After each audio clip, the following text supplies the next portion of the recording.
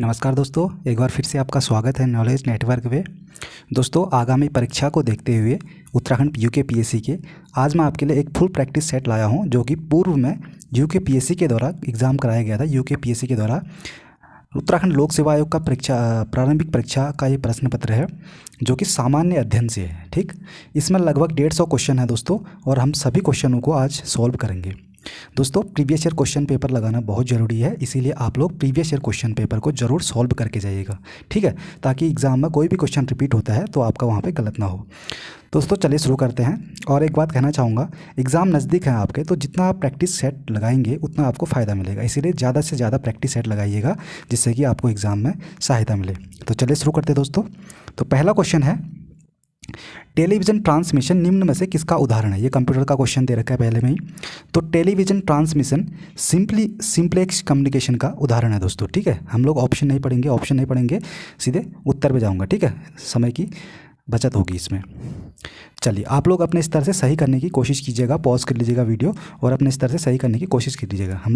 हम सीधे उसके उत्तर में जाएंगे। ठीक, तो दूसरा क्वेश्चन है, प्रोटोकॉलों का वह समूह जो सभी ट्रांसमिशन एक्सचेंज को इंटरनेट में एक ओर से दूसरी ओर भेजने को परिभाषित करता है, क्या कहलाता है।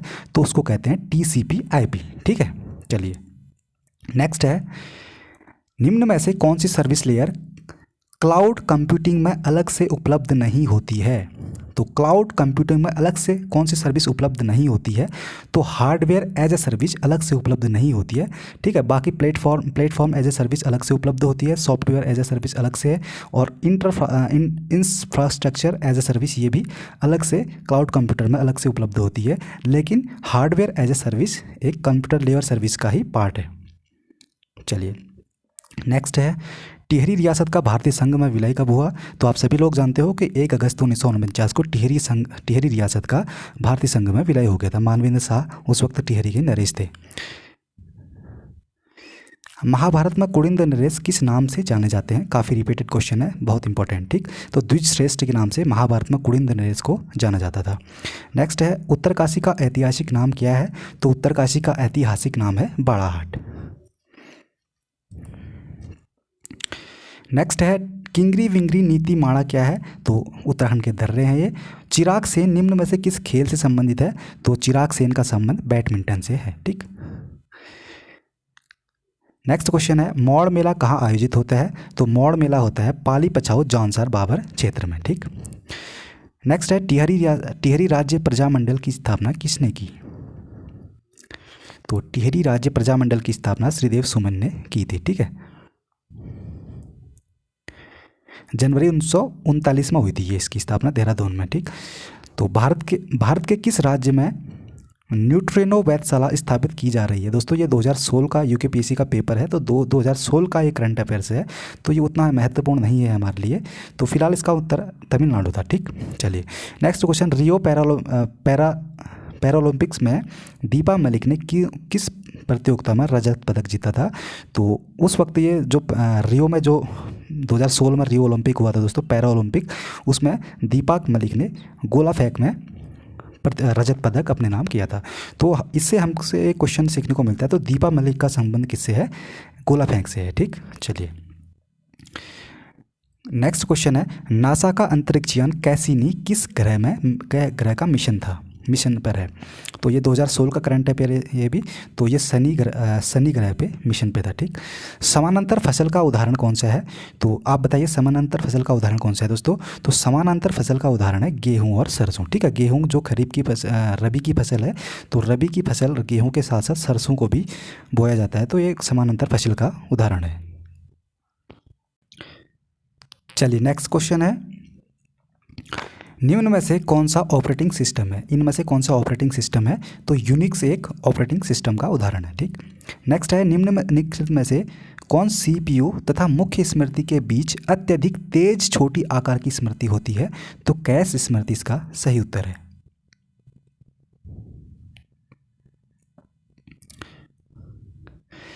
किस भारतीय अर्धसैनिक बल को पहला महिला बटालियन गठित करने का गौरव प्राप्त है। तो इसका सही उत्तर है CRPF। नेक्स्ट है, कैलाश पवित्र लैंडस्केप संरक्षण तथा विकास पहल KSLCDI किन तीन देशों के मध्य सहयोग है? तो इसका सही है भारत, चीन और नेपाल।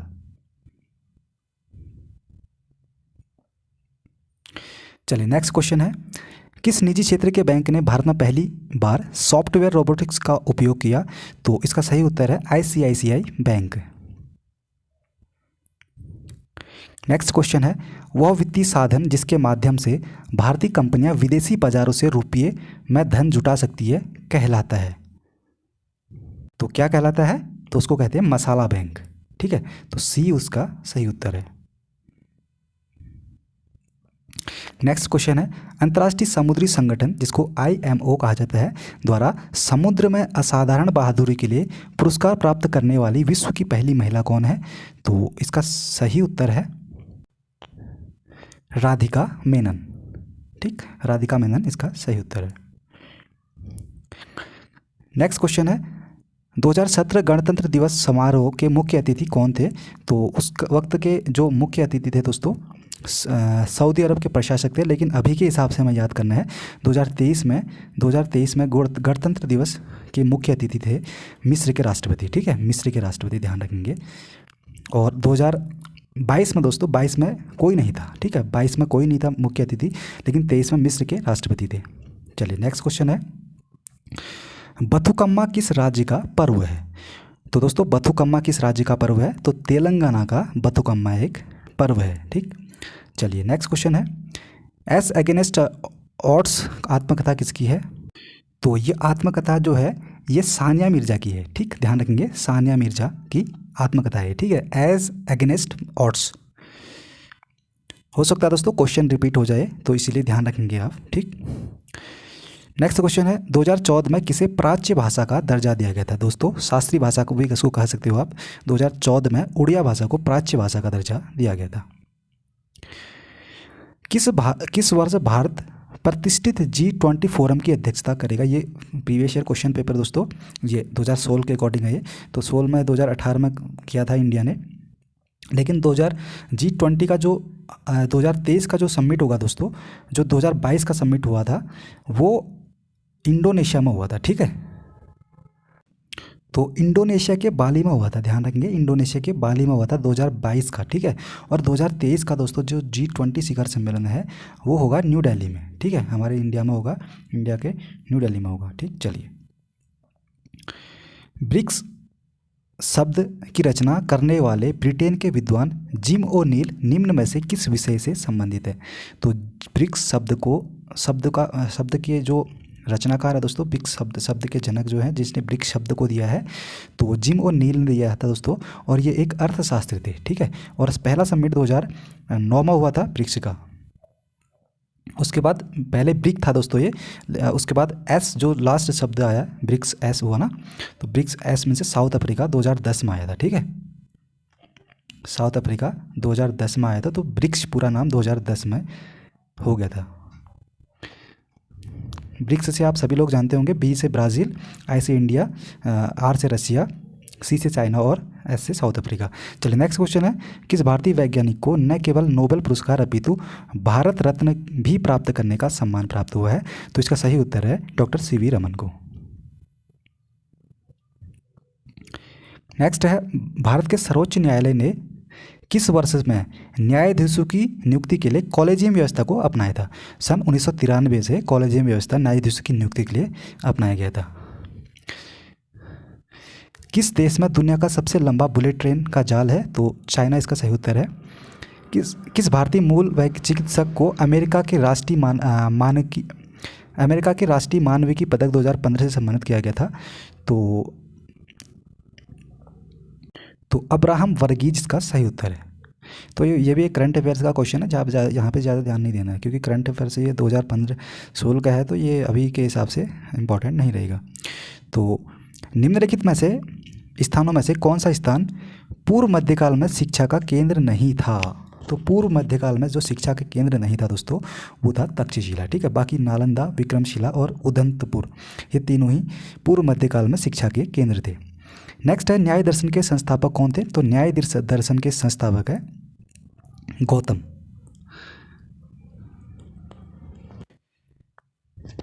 घोड़े के नाल के आकार की मेहराब सर्वप्रथम प्रयोग में लाई गई थी? तो ऑप्शन है ये इल्तुतमिश के मकबरे में, दूसरा है गियासुद्दीन तुगलक के मकबरे में, ये घियासुद्दीन लिखा है तो गयासुद्दीन होगा ये, तीसरा अलाई दरवाजे में, चौथा है कुवैत उल इस्लाम मस्जिद में। तो घोड़े के नाल के आकार के मेहराब सर्वप्रथम जो प्रयोग में लाई गई थी वो है, इसका सही उत्तर है अलाई दरवाजे में। ठीक, नेक्स्ट क्वेश्चन है निम्नलिखित में से कौन से सूफी संत महबूब ए इलाही के नाम से जाने जाते हैं?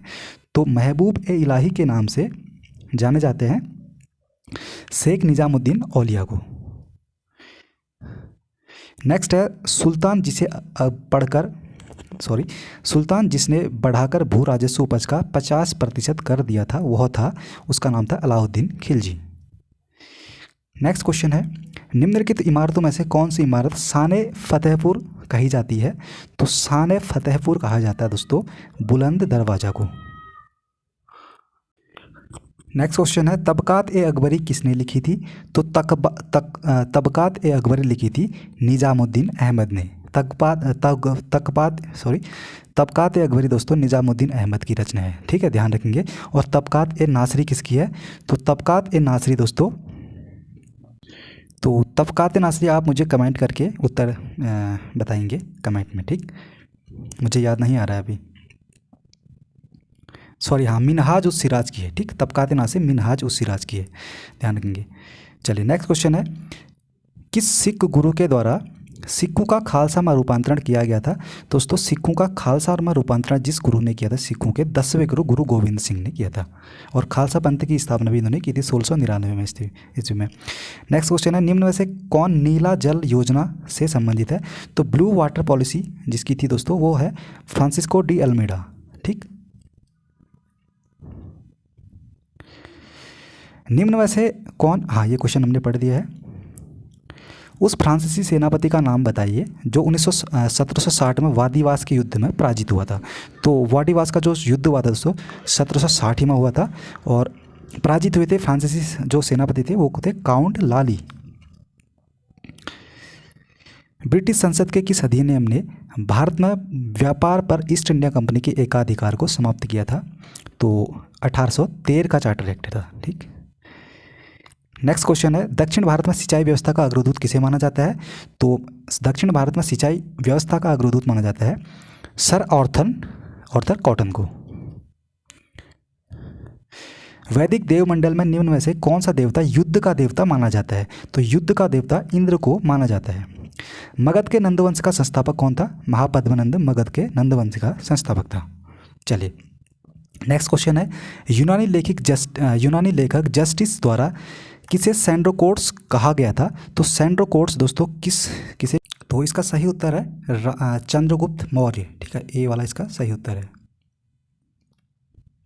नेक्स्ट है निम्नलिखित में से कौन काकोरी कांड से संबंधित नहीं था? तो दोस्तों काकोरी कांड से संबंधित कौन कौन से थे? राम प्रसाद मिस्पिल और राजेंद्र लाहेड़ी और अशफाक उल्लाह। 1925 का जो काकोरी कांड था दोस्तों इससे ये तीनों संबंधित थे। सूर्यसेन का संबंध इससे नहीं है, ठीक है। सूर्यसेन का संबंध है चटगांव विद्रोह से जो कि 1930 के आसपास हुआ था। चलिए नेक्स्ट क्वेश्चन है निम्न में से कौन उत्तराखंड की प्राचीन प्रजाति नहीं है? तो उत्तराखंड की प्राचीन प्रजाति इसमें से कौन सी नहीं है? तो यक्ष है, नाग है और किन्नर भी है दोस्तों, खांसी नहीं है, ठीक है। खांसी उत्तराखंड की प्राचीन प्रजाति नहीं है। खुड़बुड़ा का युद्ध कब हुआ? तो खुड़बुड़ा का युद्ध 1804 में हुआ था। चलिए नेक्स्ट क्वेश्चन है सन 1946 में पर्वतीय क्षेत्र के लिए अलग प्रशासनिक भाग बनाने की मांग किसने की थी? तो ये की थी दोस्तों बद्रीदत्त पांडे जी ने। नेक्स्ट क्वेश्चन है संगौली की संधि हुई थी, तो संगौली की संधि कब हुई थी? तो 1815 में हुई थी। नेक्स्ट क्वेश्चन है चमोली के रैणी गांव में किसके नेतृत्व में वन कटाई के विरोध में आंदोलन चलाया था? तो आप तो सभी लोग जानते हो, तो गौरा देवी के नेतृत्व में 1974। परमार वंश का संस्थापक कौन था? तो परमार वंश का संस्थापक था कनकपाल। निम्न में से कौन प्राचीन वलित पर्वत नहीं है? दोस्तों ध्यान रखेंगे प्राचीन वलित पर्वत नहीं है, कौन सा कह रहा है? तो प्राचीन वलित, दो वलित तो सभी पर्वत हैं दोस्तों ये, लेकिन प्राचीन वलित नहीं है कह रहा है। तो प्राचीन वलित दोस्तों एंडीज पर्वत नहीं है, ठीक है। बाकी यूराल प्राचीन वलित पर्वत है और अरावली भी प्राचीन वलित पर्वत है और अपलेशियन भी, ये भी प्राचीन वलित पर्वत है दोस्तों। ये जो एंडीज पर्वतमाला है, एंडीज नवीन वलित पर्वत है, ठीक है, नवीन वलित पर्वत। नवीन वलित पर्वत है ये। चलिए नेक्स्ट क्वेश्चन है, निम्न में से कौन मूल स्थल रूप है? तो मूल स्थल रूप कौन सा है इसमें? तो ज्वालामुखी शंकु, ये मूल स्थल रूप है। सर्वाधिक तटीय अपरदन होता है, तो सर्वाधिक तटीय अपरदन होता है लहरों से। वायुमंडल की सबसे निचली परत कौन सी है? तो सबसे निचली परत वायुमंडल की दोस्तों ट्रोपोस्फियर, को क्षोभ मंडल कहा जाता है। ठीक है, तो क्षोभ मंडल सबसे नीचे, उसके बाद समताप मंडल स्ट्रेटोस्फियर, उसके बाद आयनोस्फियर, फिर जो समताप मंडल के आसपास ओजोन मंडल जो परत भी है। ठीक है, सबसे लास्ट में ब्रह्मंडल होता है, बाह्य मंडल। ठीक है, तो सबसे नीचे में दोस्तों क्षोभ मंडल, जहाँ पे वर्षा, धूल धक्कड़ ये चीज़ें होती है, वर्षा आदि तूफान। चलिए नेक्स्ट क्वेश्चन है, पृथ्वी की भूमध्य रेखी परिधि लगभग है। दोस्तों पृथ्वी के जो भूमध्य रेखा है उसकी परिधि कितनी है? लगभग 40,000 किलोमीटर। ठीक, नेक्स्ट क्वेश्चन है, निम्न महासागरीय जल धाराओं में से कौन सी प्रशांत महासागर से संबंधित नहीं है? तो प्रशांत महासागर से संबंधित कौन सी जलधारा नहीं है दोस्तों? तो इसका सही उत्तर है कनारी। ठीक है, कनारी उत्तरी अटलांटिक महासागर की उत्तरी पश्चिमी अटलांटिक की ये जलधारा है कनारी, जो कि ठंडी जलधारा है। ठीक है, बाकी प्रशांत महासागर की क्यूरेसियो होगी, कैलिफोर्निया की होगी, और हेम्बोल्ट, क्यूरेसियो और कैलिफोर्निया, ये तीनों ही दोस्तों ठंडी है, चारों ही ठंडी है। ठीक, साप्टा दक्षिणी एशियाई वरीयता व्यापार समझौता का गठन किस वर्ष हुआ था? तो साप्टा का गठन दोस्तों 1993 में हुआ था। नेक्स्ट क्वेश्चन है, निम्न में से कौन सा एक समय की प्राकृतिक इकाई नहीं है? समय की प्राकृतिक इकाई नहीं है कह रहा है, तो मानक समय इसका सही उत्तर हो जाएगा। ठीक है, बाकी उष्णकटिबंधीय वर्ष हम इसको प्राकृतिक समय की इकाई मान सकते हैं, चंद्रमास को भी प्राकृतिक समय की इकाई माना जा सकता है, और दिवस को भी प्राकृतिक समय की इकाई माना जाता है। लेकिन मानक समय दोस्तों ये इंसान ने खुद बना रखा है। ठीक है, मानक समय जो होता है इंसान ने इसको, मानव ने ही इसको बनाया है। ठीक है, चलिए नेक्स्ट क्वेश्चन है, जेम्स एंड्रूज रैमजे भारत के किस गवर्नर जनरल का वास्तविक नाम था? तो जेम्स एंड्रूज रैमजे दोस्तों भारत के लॉर्ड डलहौजी के का वास्तविक नाम था। ठीक, ध्यान रखेंगे। नेक्स्ट क्वेश्चन है, 1857 के विद्रोह के समय भारत का गवर्नर जनरल कौन था? तो लॉर्ड कैनिंग था। नेक्स्ट क्वेश्चन है, हिंदुस्तान सोशलिस्ट रिपब्लिकन आर्मी की स्थापना कब हुई थी? तो 1928 में इसकी स्थापना हुई थी। पूर्वी धौलीगंगा सहायक नदी है? तो पूर्वी धौलीगंगा दोस्तों सहायक नदी है काली की। उत्तराखंड राज्य के किस राष्ट्रीय पार्क को सन 2016 में प्रोजेक्ट टाइगर परियोजना के अंतर्गत सम्मिलित किया गया था? तो प्रोजेक्ट टाइगर टाइगर के तहत इसको सम्मिलित किया गया था राजाजी राष्ट्रीय पार्क को। ठीक है, और कार्बेट को कब किया गया था दोस्तों? कार्बेट को 2013 में किया गया था। चलिए नेक्स्ट क्वेश्चन है, कलियासौड़ भूस्खलन क्षेत्र उत्तराखंड में स्थित है? तो कलियासौड़ भूस्खलन क्षेत्र उत्तराखंड में कहाँ पे स्थित है? श्रीनगर और रुद्रप्रयाग के मध्य स्थित है। नेक्स्ट है, उत्तराखंड में किस वन्य जीव विहार समूह की स्थिति पश्चिम से पूर्व की ओर दर्शाता है? तो पश्चिम से पूर्व की ओर लगाना है हमें। ठीक है, तो सबसे पहले आएगा केदारनाथ, उसके बाद आएगा नंदा देवी जो कि चमोली में है, केदारनाथ रुद्रप्रयाग में, फिर चमोली वाला एरिया, फिर विंसर अल्मोड़ा वाला एरिया हो गया, फिर अस्कोट जो कि पिथौरागढ़ में है। तो सी वाला इसका सही उत्तर हो जाएगा। चलिए ये अब मिलान करने के लिए आ गया, ये दोआब हैं और नदियाँ हैं। तो सबसे पहला है बिस्ट दोआब। बिस्ट दोआब दोस्तों ब्यास और सतलज नदी के किनारे है, वेरी इजी है दोस्तों, बौ से ब्यास, सौ से सतलज, सिंपल है। बारी है बारी दोआब है दोस्तों रावी और चिनाब, नहीं हाँ, ये जो बारी दोआब है दोस्तों ये है, पहले का हो गया, एक सेकेंड, बिस्ट दोआब दोस्तों बौ से ब्यास और सतलज। ठीक, और बारी दोआब जो है वो है रावी और ब्यास। ठीक है, बौ से ब्यास और रा से रावी, तो बारी रावी और ब्यास में है। और रचना दोआब जो है वो रावी और चिनाब में है। रौ से रचना, रचना से रावी हो गया, और चौ से चिनाब, ठीक है, ये ऐसे मिल जाता है। तो लास्ट है चाज दोआब, तो चाज दोआब जो है चिनाब और झेलम के बीच। चलिए नेक्स्ट क्वेश्चन है, निम्नलिखित में से भारत में कौन जैव विविधता का एक संवेदनशील स्थान माना जाता है? तो जैव विविधता का संवेदनशील स्थान, जो कि पटवारी जो एग्ज़ाम हुआ था हाल ही में, ये क्वेश्चन आया भी था, तो पश्चिमी घाट सबसे ज़्यादा जैव विविधता का संवेदनशील स्थान माना गया है, माना जाता है, ठीक है। वहाँ पे सबसे ज़्यादा जैव विविधता दोस्तों देखने को मिलती है। कोपेन के जलवायु वर्गीकरण के अनुसार निम्न में से कौन सा उत्तरी बंगाल सहित उत्तरी पूर्वी भारत का उपयुक्त वर्णन है? तो इसका सही उत्तर दोस्तों शुष्क सर्दी सरल आर्द्र उपोष्ण जलवायु, CWG, यानी कि डी वाला इसका सही उत्तर है, ठीक। चलिए 72वें नंबर का क्वेश्चन है, बादल परिणाम है, तो बादल किसका परिणाम है? लास्ट में संघनन होता है, संघनन के बाद दोस्तों बादल बनता है, ठीक। बादल के बाद बारिश होती है, तो संघनन अंतिम क्रिया है बादल बनने की, परिणाम इसके बाद संघनन के बाद बादल बनते हैं।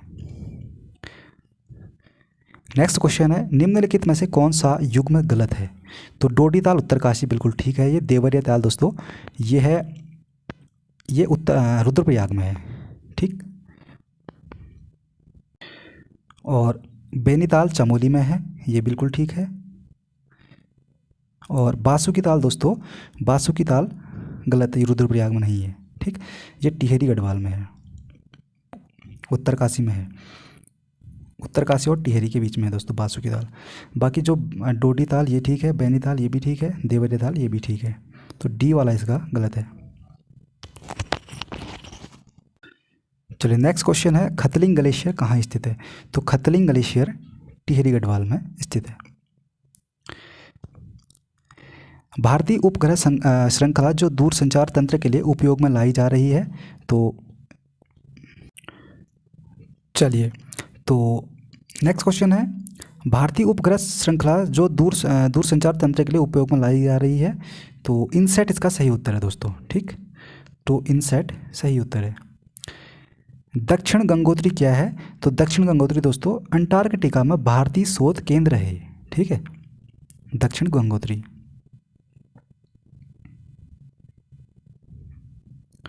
नेक्स्ट क्वेश्चन है, तमिलनाडु का समुद्र तट कहलाता है, तो तमिलनाडु का जो समुद्र तट कहलाता है दोस्तों वो कहलाता है कोरोमंडल तट, ठीक। मालाबार तट केरल वाला एरिया,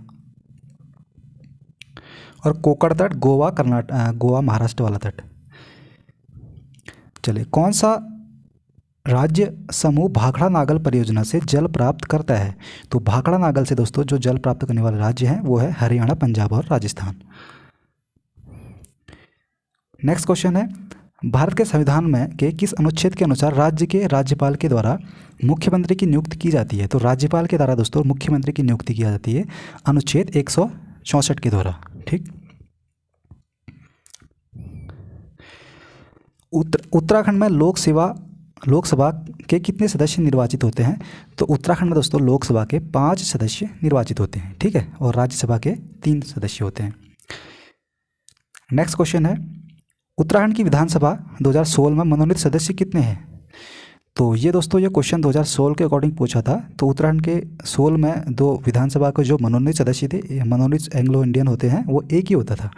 लेकिन दोस्तों ध्यान रखेंगे 104वां संविधान संशोधन के द्वारा, 104वां संविधान संशोधन के द्वारा इस जो एंग्लो इंडियन जो सदस्य होते हैं विधानसभा और संसद और विधानसभा, राज्य की जो विधानसभा है और संसद के दोनों को ही 104वें संविधान संशोधन अधिनियम 2019 के द्वारा, ध्यान रखेंगे 2019 के द्वारा 2020 में समाप्त कर दिया गया इस पद को, ठीक है। तो अब जो लोकसभा में 2 सदस्य मनोनीत होते थे एंग्लो इंडियन समुदाय के संसद में, और उत्तराखंड में 1 सदस्य मनोनीत होता था, तो वो प्रावधान अब खत्म कर दिया गया है, ठीक है। तो ध्यान रखेंगे 104वां संविधान संशोधन है।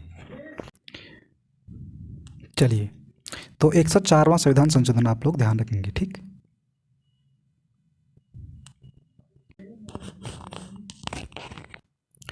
नेक्स्ट क्वेश्चन है, लाल बहादुर शास्त्री राष्ट्रीय प्रशासनिक अकादमी कहाँ पे है? तो इसका सही उत्तर है मसूरी। उत्तराखंड लोक सेवा आयोग के प्रथम अध्यक्ष कौन थे? तो NP नवानी इसके प्रथम अध्यक्ष थे। 2001 में लोक सेवा आयोग की स्थापना की गई थी उत्तराखंड में। निम्नलिखित में से उत्तराखंड की महिला राज्यपाल कौन थी? पहली महिला राज्यपाल।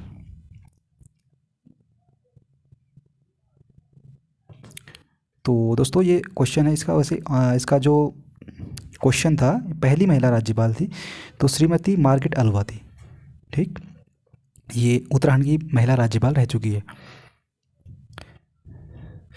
जो कि तीसरी राज्यपाल थी उत्तराखंड की। ठीक है, पहले सुरजीत सिंह बरनाला थे और दूसरे थे BL जोशी। हाँ, नहीं, तीसरी नहीं, चौथी थी दोस्तों ये। ठीक, तो पहले थे उत्तराखंड के जो राज्यपाल थे सुरजीत सिंह बरनाला थे, पहले में बरनाला थे सुरजीत सिंह बरनाला, और दूसरे थे सुदर्शन अग्रवाल दूसरे थे, और तीसरे थे BL जोशी तीसरे थे, और चौथी थी मार्गरेट अल्वा चौथी थी। ठीक है, फिर पांचवे थे अजीज़ कुरैशी थे पांचवे, और छठे थे KK पॉल, और सातवें बेबी रानी मौर्य, और आठवें वर्तमान समय में गुरमीत सिंह। ठीक, चलिए नेक्स्ट क्वेश्चन है, उद्गम क्षेत्र और नदियां दी गई है। तो ब्रह्मगिरी, जो कावेरी नदी दोस्तों, इसका उद्गम है ब्रह्मगिरी पहाड़ी से। पहले का पहला ही उत्तर ठीक हो गया। और वेरीनाग सोता से जो निकलती है झरना से, झेलम नदी निकलती है, ये भी बिल्कुल ठीक है। और महाबालेश्वर से कृष्णा नदी निकलती है, और छोटा नागपुर के पठार से सुवर्ण रेखा नदी निकलती है। बिल्कुल सही है चारों। तो पहला ही उसका उत्तर नहीं, पहला नहीं, दूसरा वाला हो जाएगा इसका उत्तर। ठीक है, तो A का A, दूसरा 2, B का तीसरा 3 का 3, और चौथे का 4। चलिए नेक्स्ट क्वेश्चन है, प्रायद्वीपी भारत में सबसे लंबी नदी कौन सी है? तो प्रायद्वीपी भारत की दोस्तों सबसे लंबी नदी जो है वो है गोदावरी, ध्यान रखेंगे।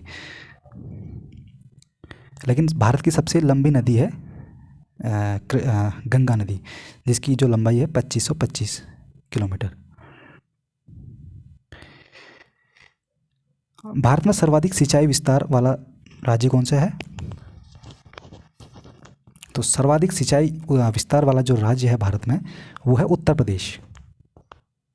नहीं, उत्तर प्रदेश नहीं दोस्तों, ये है पंजाब इसका उत्तर। ठीक है, पंजाब सबसे ज़्यादा सिंचाई वाला जो विस्तार है, सिंचाई का विस्तार प्रतिशत में दिया गया ना, तो पंजाब इसका सही उत्तर होगा। चलिए नेक्स्ट क्वेश्चन है, अब ये आर्टिकल से क्वेश्चन पूछा गया पॉलिटिकल साइंस से। भारतीय गणराज्य के संविधान का कौन सा अनुच्छेद व्यक्ति की प्राण और दैहिक स्वतंत्रता के लिए संरक्षण से संबंधित है? तो 21 इसका सही उत्तर हो जाएगा। ठीक है दोस्तों, ध्यान रखेंगे। और 20 जो है दोस्तों, 20 दोस्तों ध्यान रखेंगे, तो 20 और 21 ये दोनों ही अगर आपातकाल भी लग गया होता है तो उस दौरान भी ये निलंबित इनको राष्ट्रपति नहीं कर सकता। तो ठीक है, तो 20 और 21 इन दो अनुच्छेदों को आप ध्यान रखेंगे। प्राण और दैहिक स्वतंत्रता का से संबंधित है अनुच्छेद 21, और 20 है आपराधिक स्वतंत्रता से रिलेटेड, और 22 है दोहरे दंड से, और ये 19 है स्वतंत्रता से संबंधित कुछ स्वतंत्रता दी गई है इनमें। तो आप लोग ध्यान रखेंगे दोस्तों, ये काफ़ी इंपॉर्टेंट है कि 20 और 21 ये दो जो अनुच्छेद हैं ये आपातकाल के दौरान भी इनको निलंबित नहीं किया जा सकता। चलिए नेक्स्ट क्वेश्चन है, संविधान के किस अनुच्छेद द्वारा पृथक अनुसूचित जनजाति आयोग का गठन किया गया था? तो पृथक अनुसूचित जनजाति आयोग का गठन अनुच्छेद 338 क के तहत किया गया था। ठीक है, 338 में अनुसूचित जाति आयोग, और क में अनुसूचित जनजाति आयोग है। चलिए नेक्स्ट क्वेश्चन है, संयुक्त राष्ट्र संघ के प्रजातंत्रीकरण की मांग का संबंध मुख्यतः है? तो सही है इसका सुरक्षा परिषद। ठीक है, तो संयुक्त राष्ट्र के प्रजातंत्रीकरण की मांग का संबंध मुख्यतः सुरक्षा परिषद से है। चलिए नेक्स्ट क्वेश्चन है, भारत में सार्क सम्मेलन सर्वप्रथम किस वर्ष आयोजित किया गया था? तो दोस्तों भारत में जो पहला सार्क सम्मेलन था 1986 में आयोजित किया गया था, ध्यान रखेंगे। और सार्क का गठन कब हुआ था? 1985 में ढाका में इसकी स्थापना हुई थी। वर्ष 1997 में विश्व पर्यावरण सम्मेलन आयोजित किया गया था। तो कहाँ पे किया गया था? क्योटो में, जो कि जलवायु परिवर्तन से जिसका संबंध है। चलिए नेक्स्ट क्वेश्चन है, भारत में परमाणु सिद्धांत संबंधित है किससे? न्यूनतम विश्वसनीय निवारण इसका सही उत्तर है। दोस्तों ये है ये इसका उत्तर उपरोक्त सभी है, ठीक है। तो क्योंकि पहल न करना ये भी भारत का परमाणु सिद्धांत में सम्मिलित है, और न्यूनतम विश्वसनीय निवारण ये भी है, एक तरफा प्रतिबंध ये भी है, और उपरोक्त इसका सही हो जाएगा, सभी डी वाला इसका सही है। नेक्स्ट क्वेश्चन है 2001 में ब्रिक शब्द को किसने गढ़ा था? तो ब्रिक शब्द को 2001 में गढ़ा था दोस्तों जिम और नील ने, ध्यान रखेंगे। किस के शासनकाल में भारत में उदारीकरण के प्रथम चरण को आरंभ किया गया था? तो उदारीकरण का जो प्रथम चरण है दोस्तों, पीवी नरसिंह राव, पीवी नरसिंह राव इसका सही उत्तर है। वर्ष 2016 में निम्न में से किसको राष्ट्रीय दल की मान्यता दी गई थी? 2016 में राष्ट्रीय दल की मान्यता दी गई थी टीएमसी को, तृणमूल कांग्रेस। चलिए नेक्स्ट क्वेश्चन है, निम्नलिखित में से किस विद्वान ने स्वतंत्रता के प्रारंभिक वर्षों की भारत की दलीय व्यवस्था का एक दलीय प्रभुत्ववादी व्यवस्था के रूप में वर्णित किया है? तो इसका सही उत्तर है रजनी कोठारी।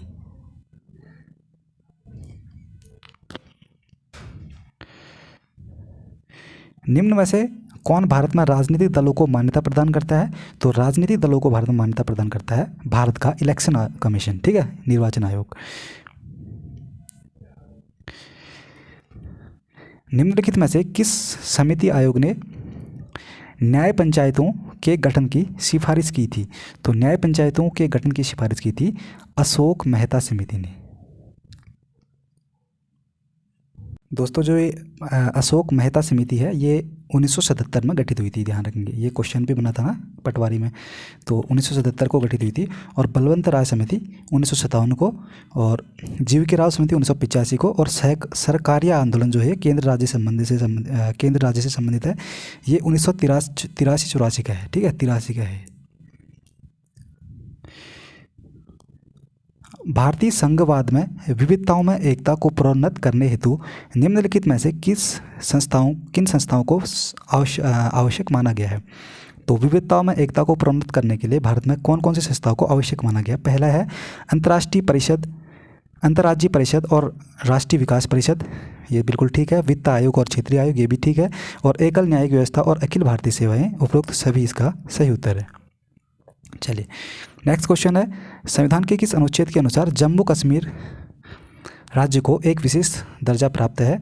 दोस्तों ये 2016 के अकॉर्डिंग था, तो 370 के अकॉर्डिंग उसको विशेष राज्य का दर्जा प्राप्त था, लेकिन फिलहाल ये हट चुका है, ठीक है। तो 2019 में 31 अक्टूबर 2019 से इसको हटा दिया गया था।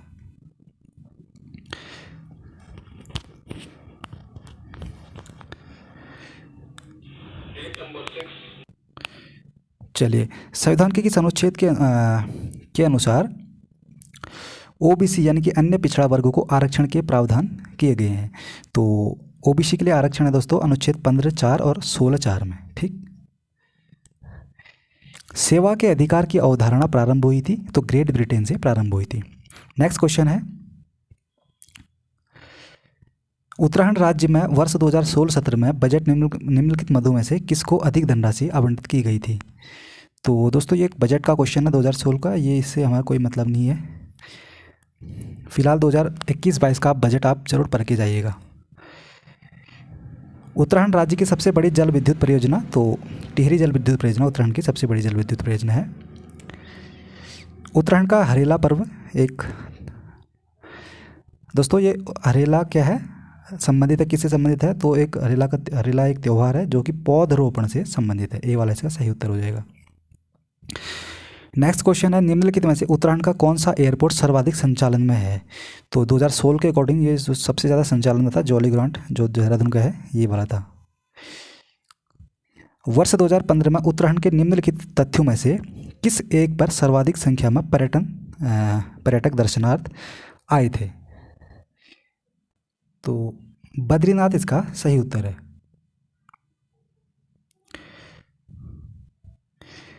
दो 2011 के जनगणना के अनुसार उत्तराखंड में निम्नलिखित में से किस जिले की जनसंख्या सबसे ज़्यादा है? तो इनमें से बताना है हमें सबसे ज़्यादा जनसंख्या किसकी है। तो ये क्वेश्चन दोस्तों थोड़ा सा डीप पूछा गया है, तो इसका सही उत्तर है रुद्रप्रयाग, ठीक। तो रुद्रप्रयाग का इनमें से रुद्रप्रयाग की जनसंख्या सबसे ज़्यादा है। वैसे हरिद्वार की सबसे ज़्यादा है, सेकंड नंबर पे देहरादून है, लेकिन वैसे इनमें से इन 4 जिलों में से रुद्रप्रयाग की सबसे ज़्यादा है। निम्नलिखित देशों में से कौन सा एक देश भारत के विदेशी व्यापार में सबसे बड़ा साझेदार है? तो इसका सही उत्तर है यूएसए।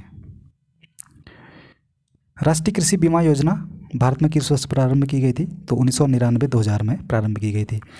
2011 की जनगणना के अनुसार भारत में निम्नलिखित राज्यों में से किस राज्य में न्यूनतम लिंगानुपात है? तो हरियाणा में न्यूनतम लिंगानुपात है। 2011 की जनगणना के अनुसार भारत में निम्नलिखित राज्यों में से किस राज्य में न्यूनतम लिंग, ये क्वेश्चन फिर रिपीट हो गया।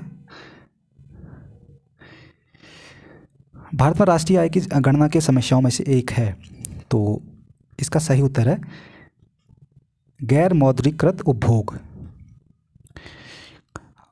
भारत के कृषि के लिए पुनर्वित्त प्रदान करने वाले सर्वोच्च बैंक कौन सा है? कृषि के लिए पुनर्वित्त प्रदान करता है जो सबसे बड़ा बैंक है वो है नाबार्ड, बी वाला। 12 जुलाई 1982 को इसकी स्थापना हुई थी।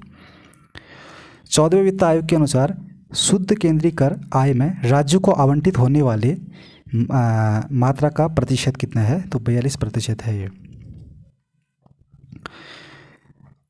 नेक्स्ट क्वेश्चन है, भारत में कौन सा क्षेत्र सबसे अधिक प्रत्यक्ष विदेश निवेश यानी कि एफडीआई इक्विटी प्रवाह को आकर्षित करता है?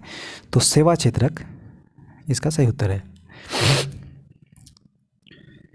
नेक्स्ट क्वेश्चन है, निम्नलिखित में से वर्तमान में भारतीय रिजर्व बैंक का गवर्नर कौन है? तो रिजर्व बैंक के अभी वर्तमान समय में गवर्नर दोस्तों ये 2016 के अकॉर्डिंग थे, तो 16 के अकॉर्डिंग उर्जित पटेल थे जो कि 47वें नंबर के थे। फिर 48वें नंबर के दोस्तों एन.वी. रमणा आए और 49वें नंबर के जस्टिस यू ललित आए और अभी वर्तमान समय में 50वें नंबर के जो हैं वो है चंद्रचूड़, डी.वाई. चंद्रचूड़। ठीक है, चंद्रचूड़ ध्यान रखेंगे आप। चलिए, पंचायती राज व्यवस्था का निम्न में से किससे उल्लेख है? तो पंचायती राज जो व्यवस्था है दोस्तों, समवर्ती सूची जो कि 7वीं अनुसूची में संबंधित है, तो ये राज्य सूची का विषय है। ठीक है, 3 सूचियाँ हैं ना, राज्य सूची, केंद्र सूची और संघ सूची, राज्य सूची और समवर्ती सूची। तो ये राज्य सूची का विषय है, ध्यान रखेंगे। इसमें केंद्र का किसी पर भी प्रकार का हस्तक्षेप नहीं रहता है पंचायती राज में, और राज्य ही इसका इलेक्शन जो स्टेट इलेक्शन कमीशन है वही इसका चुनाव भी कराता है पंचायती राज का। 29 विषय हैं इसमें पंचायती राज में। 73वें जो संविधान संशोधन हुआ था तो 29 विषय है, ध्यान रखेंगे। निम्नलिखित कार्यों में से कौन सा कार्य स्थानीय स्वशासन से संबंधित नहीं है? तो स्थानीय स्वशासन से संबंधित कौन सा कार्य नहीं है? अब पहले है कौन सा देख लेते हैं। जन स्वास्थ्य, ये तो है भाई। स्वच्छता का प्रबंधन, ये भी स्थानीय शासन का कार्य है। और तीसरा है जन उपयोगी सेवाएं, ये भी है। लोक व्यवस्था का अनुरक्षण, ये वाला नहीं है। ठीक है, लॉ एंड ऑर्डर दोस्तों राज्य का जो है वो स्टेट का होता है अपना, लेकिन स्थानीय का नहीं होता है। ये डी वाला इसका सही उत्तर हो जाएगा। नेक्स्ट क्वेश्चन है, निम्नलिखित अनुच्छेदों में से कौन सा अनुच्छेद पंचायतों में अनुसूचित जातियों और अनुसूचित जनजातियों के लिए सीटों का आरक्षण प्रदान करता है? तो अनुच्छेद 243 डी आरक्षण का इसमें प्रावधान है। वाणिज्यिक सेवाओं के निर्यात में भारत का विश्व में 2014 में कौन सा स्थान था? तो ये तो करंट अफेयर्स 2014 का है, इसको हमें पढ़ के कोई फ़ायदा होना है नहीं।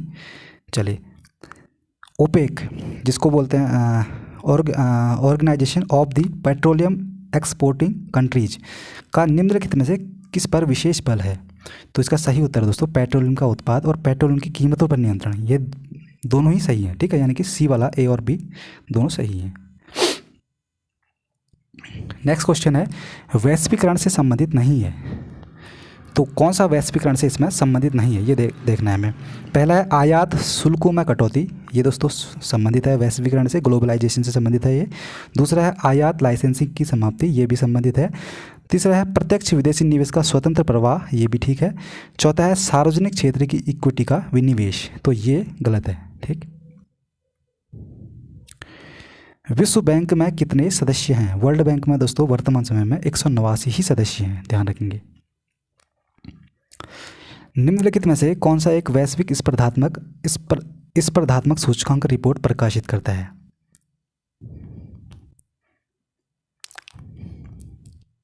तो सही उत्तर है इसका विश्व आर्थिक फोरम, वर्ल्ड इकोनॉमिक फोरम।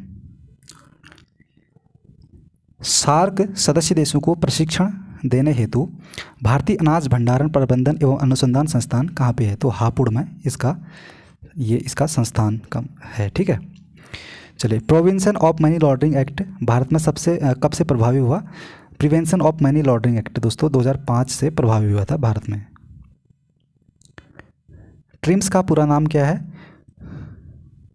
तो ट्रिम्स का दोस्तों पूरा नाम है trade related investment measures. B वाला इसका सही उत्तर है। ध्यान रखेंगे, क्या पता है दोस्तों एग्जाम में बन सकता है क्वेश्चन, इसीलिए आप लोग इसको ध्यान रखेंगे। जीन है, तो जीन क्या है? डीएनए का एक भाग। थैलेसीमिया एक आनुवांशिक रोग है जिससे प्रभावित होता है, तो थैलेसीमिया से ह्यूमन ब्लड प्रभावित होता है। ठीक है, रक्त इसका सही उत्तर है। निम्नलिखित में से किसने नैनो टेक्नोलॉजी शब्द का प्रयोग किया और कब किया? तो सही उत्तर है नोरियो टानीगुची 1974 में किया था। चलिए नेक्स्ट क्वेश्चन है, उत्तराखंड पशुधन विकास बोर्ड का प्रशिक्षण केंद्र कहाँ पे है? तो उत्तराखंड पशुधन विकास बोर्ड का प्रशिक्षण जो केंद्र है देहरादून में। ठीक है, तो देहरादून इसका सही उत्तर है।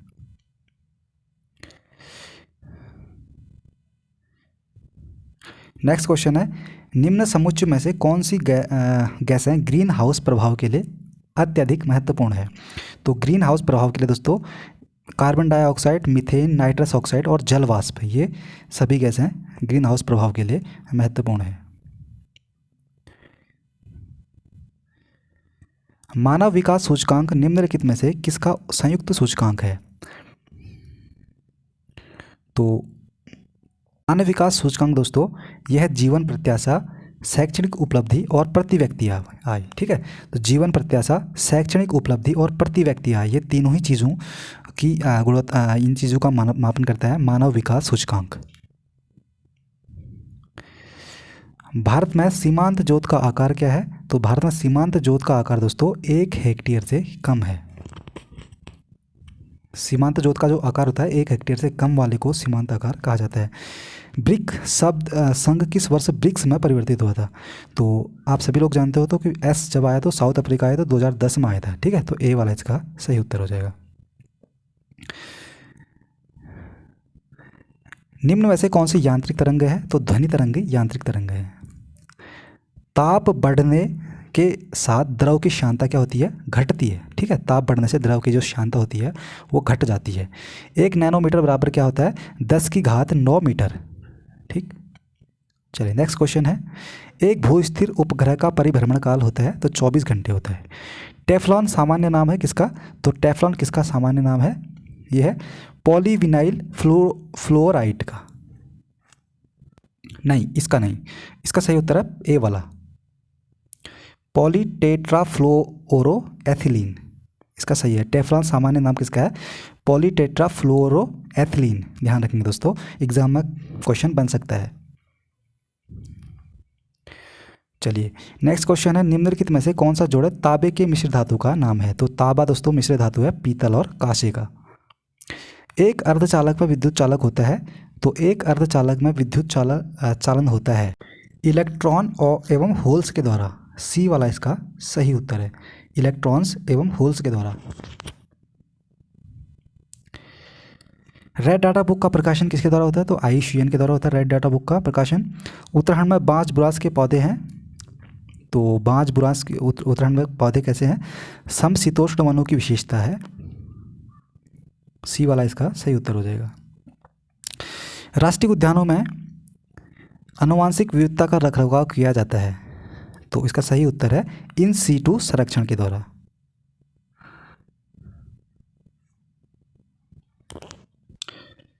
चलिए नेक्स्ट क्वेश्चन है, भारतवर्ष का प्रथम राष्ट्रीय उद्यान कौन सा है? तो जिम कॉर्बेट राष्ट्रीय उद्यान, जो कि 1936 में इसकी स्थापना हुई थी हेली नेशनल पार्क के नाम से। नेक्स्ट क्वेश्चन है, निकिल कैडमियम यानी कि NiCd बैटरी का उपयोग होता है तो किसके लिए होता है? ये होता है दोस्तों कैलकुलेटर के लिए भी होता है। इसका पहला भी सही है। दूसरा है कार्डलेस इलेक्ट्रॉनिक उपकरण, दूसरा इसके लिए भी, और ट्रांजिस्टर के लिए भी, यानी कि उपरोक्त सभी के लिए होता है। 149वें नंबर का क्वेश्चन है, कौन सा कथन नाभिकीय विखंडन से संबंधित नहीं है? तो तारों में ऊर्जा उत्पन्न करना नाभिकीय विखंडन का कारण नहीं है, ठीक है, नाभिकीय संलयन से होता है यहाँ पे। बाकी न्यूट्रॉन प्रेरित नाभिकीय अभिक्रिया ये विखंडन से संबंधित है। और साथ ही साथ नाभिकीय रिएक्टर में ऊर्जा का स्रोत जो बिजली उत्पन्न करता है ये भी नाभिकीय विखंडन से संबंधित है। और एक परमाणु बम में बहुत अधिक ऊर्जा का उत्पन्न होना ये भी नाभिकीय विखंडन का ही उदाहरण है। चलिए नेक्स्ट लास्ट क्वेश्चन है दोस्तों 150वें नंबर का, सेलुलोज एवं स्टार्च दोनों में होते हैं तो प्लस माइनस ग्लूकोज होता है, ठीक, ए वाला इसका सही उत्तर है। तो ये थे दोस्तों जितने भी क्वेश्चन थे आपके लिए इंपॉर्टेंट रहेंगे एग्ज़ाम के लिए। आप लोग इसी तरीके से अपना प्रैक्टिस सेट लगाते रहिएगा और प्रीवियस ईयर क्वेश्चन जरूर देख के जाइएगा कोई भी एग्ज़ाम हो तो, ठीक है। तो मिलते हैं दोस्तों नेक्स्ट वीडियो में जल्दी ही।